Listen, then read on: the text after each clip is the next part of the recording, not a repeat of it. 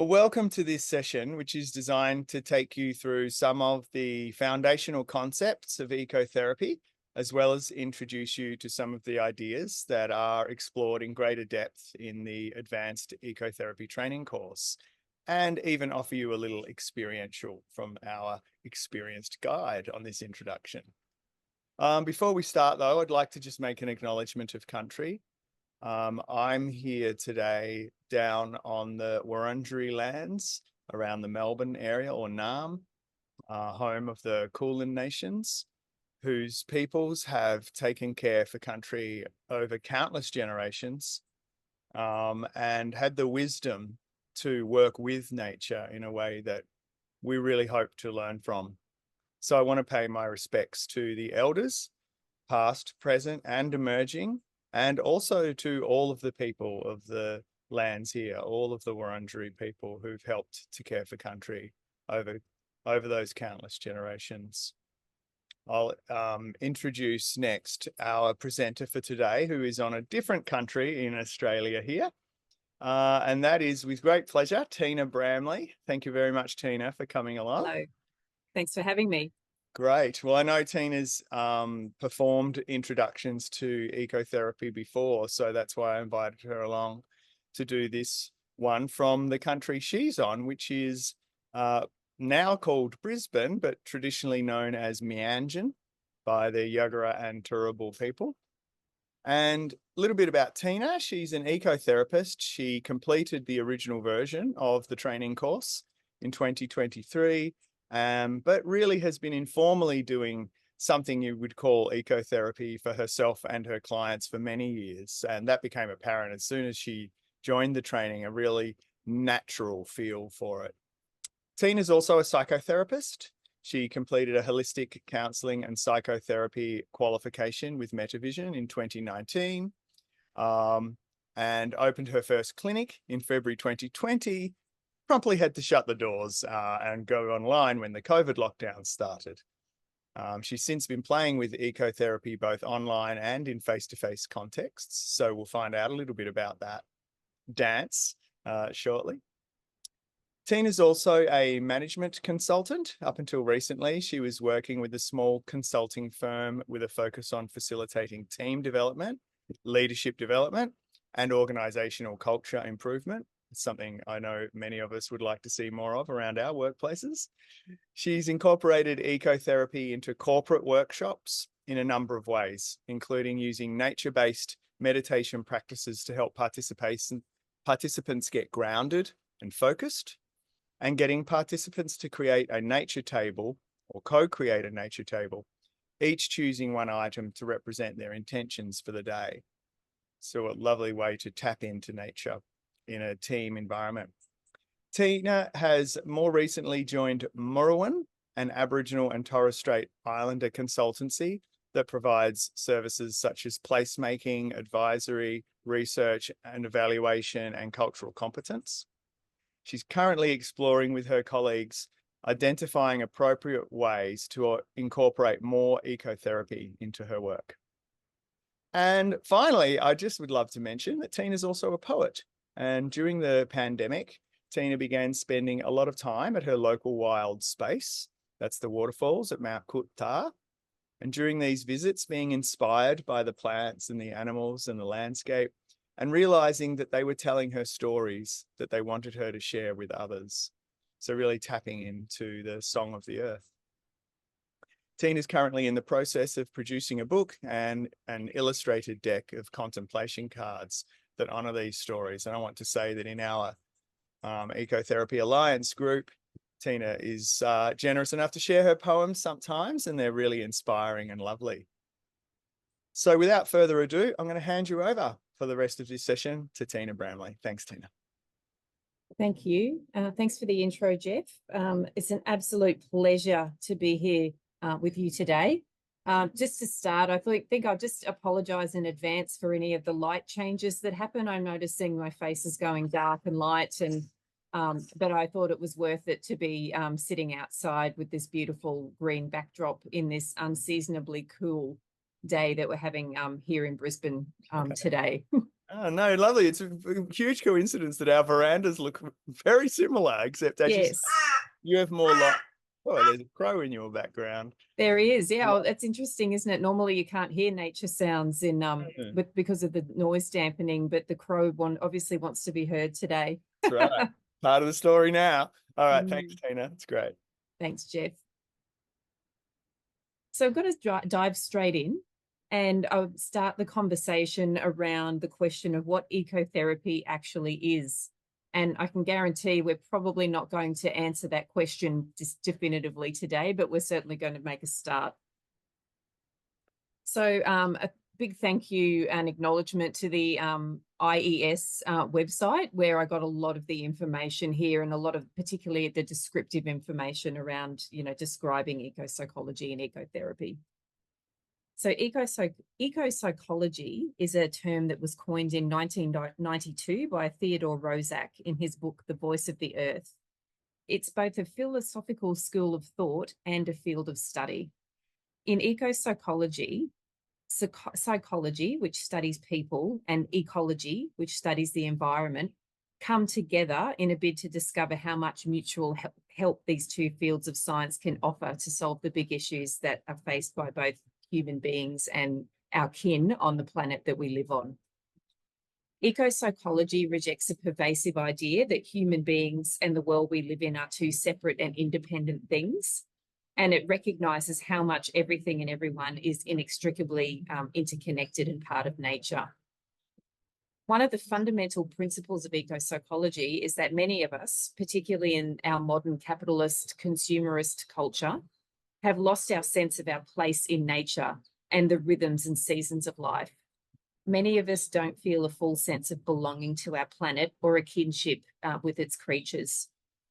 We are also, as a rule, pretty disconnected from our bodies, and this leads to an incredible lack of a felt sense of safety. So ecopsychology draws a strong link between this disconnect and symptoms such as anxiety and depression, as well as the catastrophic impacts on the environment. And because our dominant cultural belief is that Earth is something that we have dominion over and that it is to be used rather than treated as the giver of life and our home.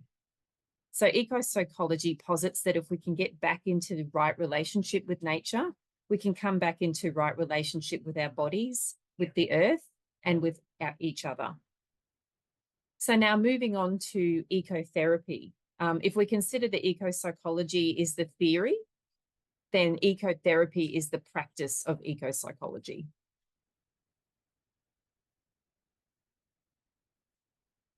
So before I talk about what the practice of ecotherapy looks like, I thought it was worth spending a couple of moments unpacking the idea of therapy.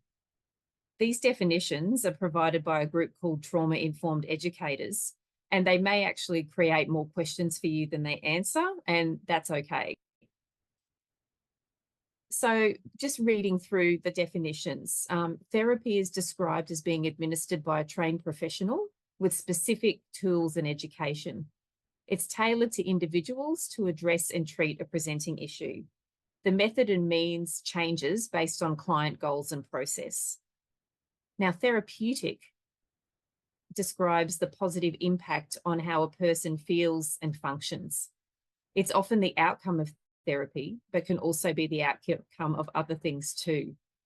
So the bottom line is that therapy is therapeutic, and things that are therapeutic are not always therapy. So for me, I think, these concepts are important to grapple with. And I'll freely admit that sometimes I struggle with describing myself as an ecotherapist because I'm wanting to move away from the expectations of what the clinical therapy model looks like. What I take away from these definitions of therapy and therapeutic is that despite various professional bodies' insistence on gatekeeping, protecting their turf, and creating barriers to entry for others, it is good to know that therapeutic outcomes are not the sole domain of therapists because, there's a lot of need in the world and it can't all be down to us. And this makes sense intuitively. Anybody who's felt better after hugging their dog or been renewed by a walk in the forest can attest to the therapeutic benefit of non-clinical or non-therapy activities. On the other hand, I also take away the point that non-therapists need to understand their limits, particularly when it comes to working with vulnerable people, and also that therapists need to stick to their scope of practice as well. You know, boundaries are there for a reason. So, you know, I've basically just lifted the lid off a very complex topic, and it becomes even more complex when you consider that depending on the cultural context you're working in, there's going to be some wildly diverse opinions on who should be, you know, offering what types of support. And to understand what I mean by cultural context, I'd like to invite you to listen to Josh Shree's podcast called The Emerald. There's some absolutely brilliant stuff on there, including an interview with Tyson Younger Porter on Sand Talk that I thoroughly recommend.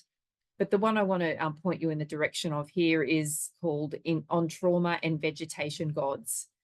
And in this podcast, Josh discusses the fact that while it's only relatively recently that trauma therapy has become a recognized field, traditional cultures have always had communal ways of addressing trauma and repatterning the nervous system without ever using the word trauma, or more importantly, separating trauma from the experience of the rest of life. So we won't have time to get into that today, but I do invite you to dive into the Emerald and all of the treasures that it has to offer. And with all of that in mind, the next slide covers some of the activities that fall under the ecotherapy banner. And it is interesting to consider which of them are therapy based on the definition that we've just explored. And I would say that the answer often is, it depends. So we've got a list here on the screen, but it's by no means exhaustive. The practice is ever evolving. And, you know, I would say that there's going to be amendments being made to this list all the time, and different people will have quite different opinions about what should be on this list.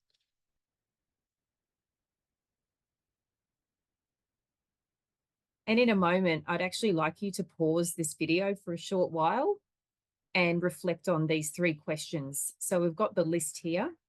And the first question I'd like you to consider is, what else would you add to this list? The second question is, which of these activities have you participated in or possibly even facilitated? And the third question is, what were the therapeutic benefits? So I'll ask you to pause the video and make some notes that you can refer to later in the course. And I'll see you when you come back.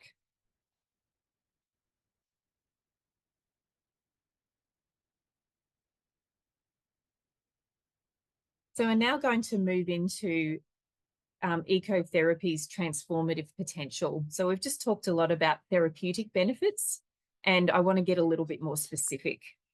There's going to be a lot more data about the, you know, how we can actually talk with our colleagues, with the establishment about the data that supports ecotherapy's efficacy.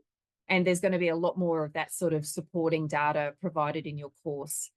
But I thought it would be good to share a bit of information up front and reassure you that there is indeed a growing evidence base. And this is an issue that we will come up against all the time. In many circles, ecotherapy can be viewed as fringe, a bit woo-woo and fluffy. So I'd like to share with you a 2020 pilot study that was conducted for a US inpatient program called Heroes on the Water. And this worked with 409 military personnel, law enforcement officers, and first responders. And they were all experiencing trauma-related stress symptoms. And as you can imagine, these are some of the least woo-woo people on the planet. The study focused on ecotherapy as a complementary treatment, and it measured self-reported symptoms in a pre- and post-treatment survey.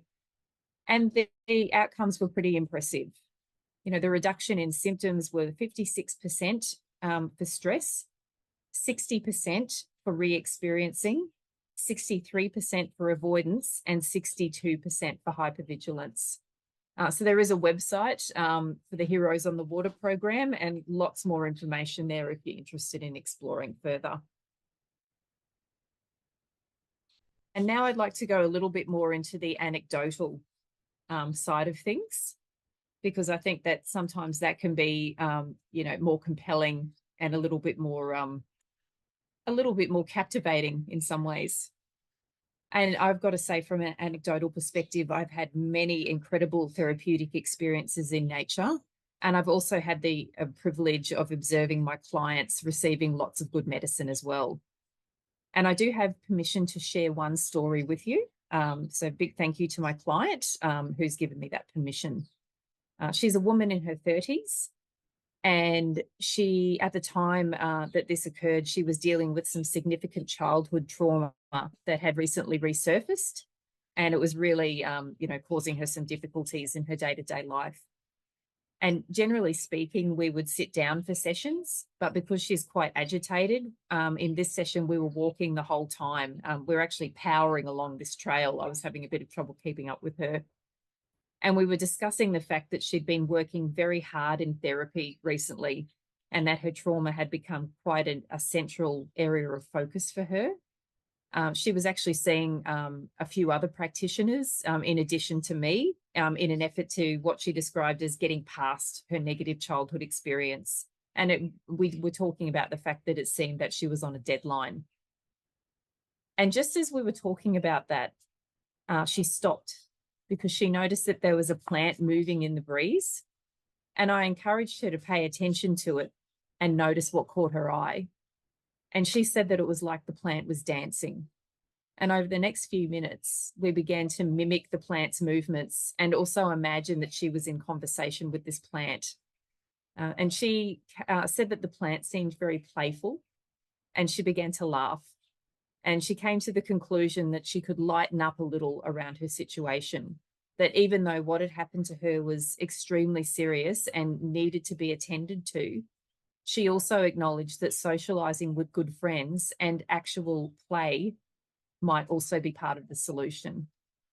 And I'm really pleased to say that this client has gone from strength to strength in the time that I've been working with her.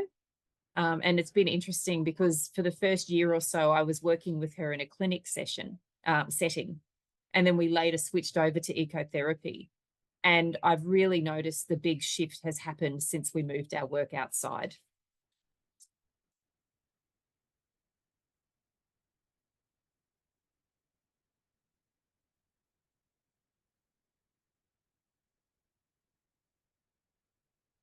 And as I mentioned earlier,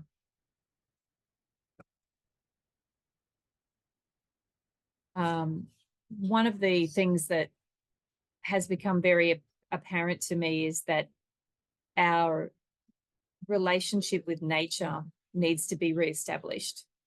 And one way that we can do that is by looking through a mythopoetic lens. So rather than looking at things in a literal way, we can use myth and story as a way of reconnecting ourselves with our home, and find our rightful place. And for me, one of the therapeutic impacts that ecotherapy has had is that it ratcheted up my creative energy to the extent that I've now written about 50 poems in the past couple of years. And so there's one poem that I'd really like to share with you, because I believe it goes to the heart of why we need ecotherapy in the world and why we need people like you to facilitate it. And it's called Human.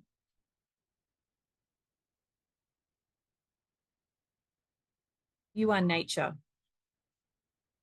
but are sometimes deceived into believing you are separate. This is a dangerous forgetting, the cause of many ailments.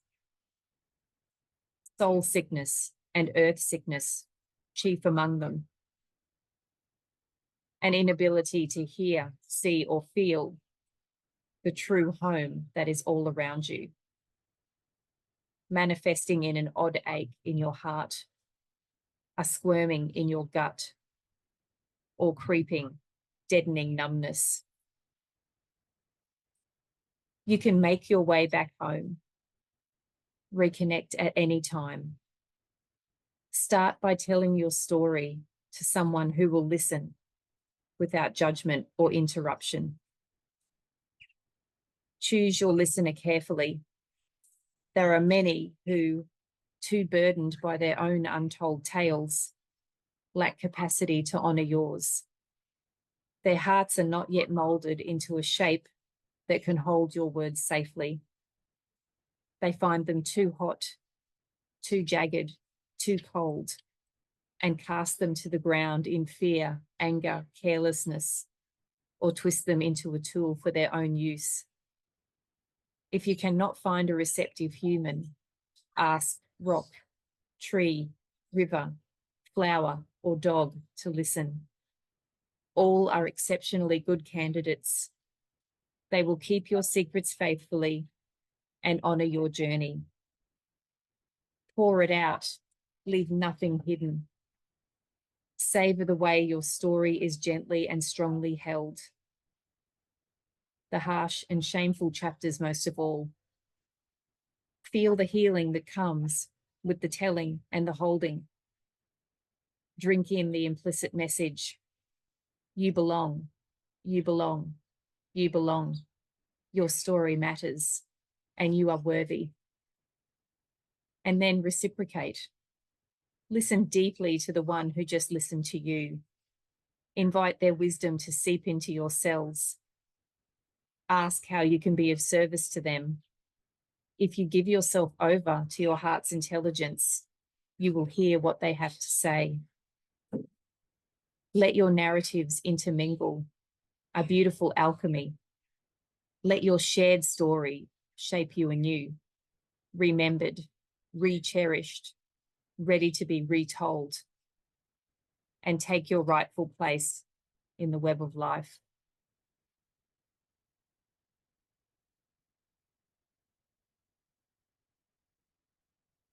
I think that's a reminder for us about the beautiful co-facilitator that nature can be in our work, and also the sacred duty that we have as therapists to hold our clients' stories with skill and with reverence.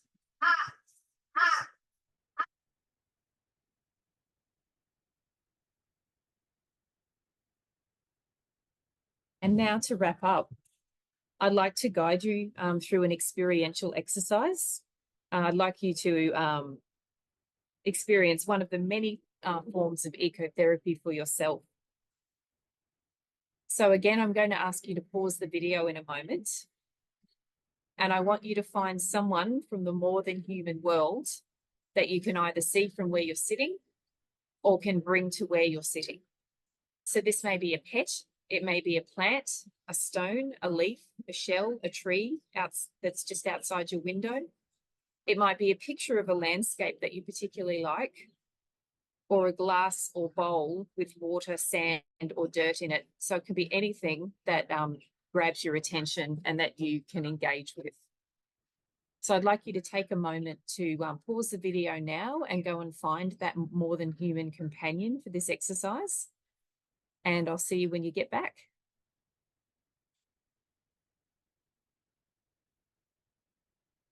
So what I'd like to do is start by asking you to get into a position that feels comfortable for you. Close your eyes or let your gaze become unfocused and look at the floor just in front of you, whichever feels right for you. And go within yourself. Allow yourself to become clouded, unknowing, with a beginner's mind.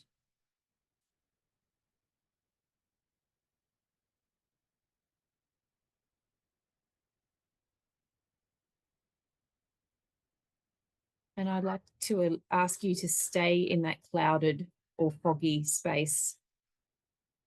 And if your eyes are closed, slowly open them and notice the more than human companion you have chosen to engage with, as if you were seeing it for the first time. Observe it closely and stay with it. With patience and openness, experience it as fully as possible. Imagine, what is it like to be it?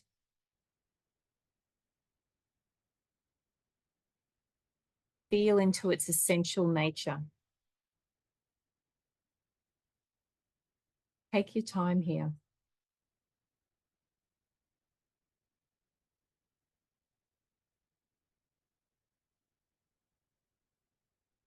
Explore in a creative way. How does it express itself? What if you became the conduit that it could express itself through? You might start with movement, making a hand gesture or a body movement to express its essence.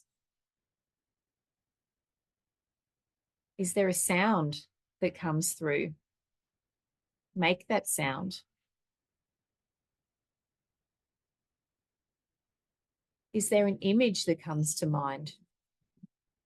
Get curious about that.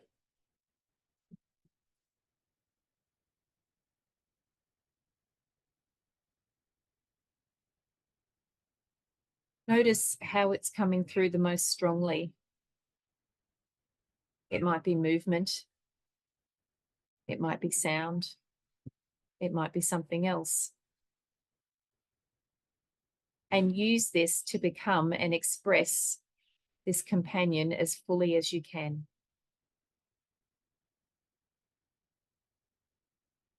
And I'm going to give you a few moments to play in that space.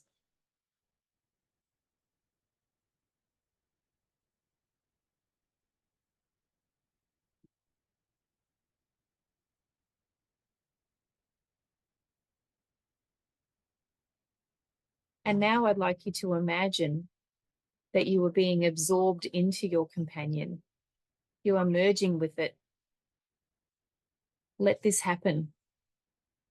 You'll know when you're there, when you feel you have become one with it.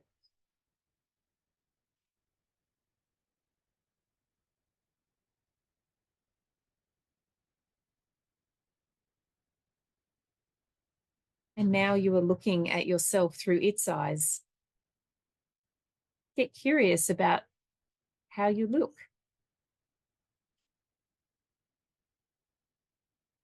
From this new perspective, what do you notice about yourself? How do you see yourself? What would this new perspective say about what it observes in you?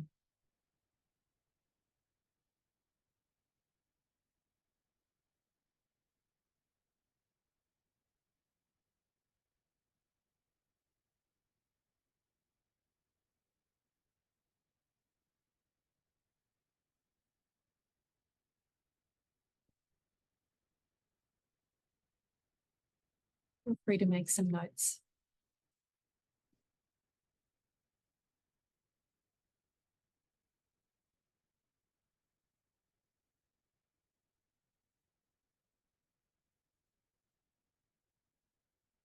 I'm going to invite you to come back to the screen now, knowing that you can reconnect with this being at any time.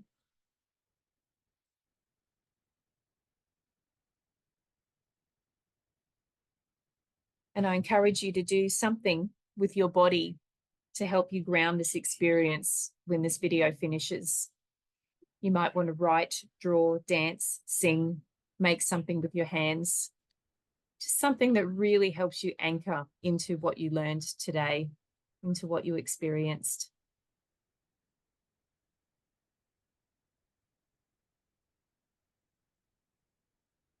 And finally, I'd like to say thank you and wish you well on your journey. And I can say from experience, you're in for quite the ride. And I hope you enjoy every minute of it and find it illuminating and nourishing and challenging. Thank you so much, Tina. I know I said I wasn't going to add anything at the end because I wanted this to be all about how you presented an introduction to ecotherapy, but I was so taken by that and the uncanny that you had crow in the background cawing along a couple of times, and we are thousands of miles apart. Mm-hmm. I have a crow in the background behind me, not coring. In fact, 3 of them in my yard. Our yards that look totally similar, completely unplanned. I just feel like we have to mention synchronicity. It's incredible, especially when, as we both realized, we're recording this right bang on summer solstice here in the southeast of Australia, or in Australia. Yeah, I think we're about 4 hours off the exact moment of the solstice, which puts us really smack bang in the middle of it, of the period that, you know, that our ancestors would have gone to worship light, the passing of the light, whether it be the summer or the winter solstice, the changes in the seasons, and just reconnecting with that, like at a, you know, at a really deep experiential. I got a lot out of your experiential too with my, I felt like I had the stag antlers. Wow. Of my little branch that I picked. So yeah, thank you. A very special introduction. I'm glad it's been recorded. I'm glad people can tap into this. It's beautiful.